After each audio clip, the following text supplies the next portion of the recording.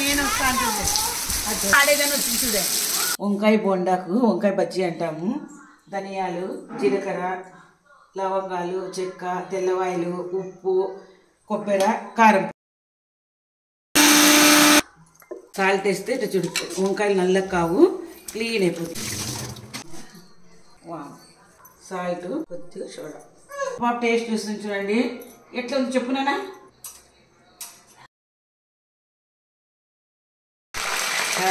అట్లా పగిలితే కొద్దిగా తీసుకొని వంకాయలో ఉంటే చాలు, బజ్జీలకి వస్తుంది. ఎన్నికలు వస్తున్నాయి చిన్న చిరుజల్లులో.